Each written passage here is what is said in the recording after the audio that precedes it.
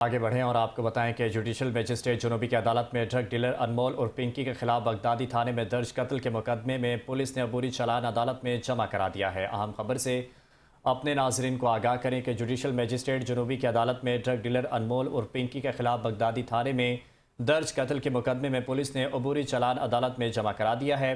اس بارے میں مزید جانتے 5 نیوز کے نمائندے راشد خان سے۔ راشد، بتائیے گا کیا تفصیلات ہیں؟ جی، ڈرگ ڈیلر انمول اور پنکی کے خلاف جو ہے بغدادی تھانے میں قتل کا ایک مقدمہ درج ہوا تھا۔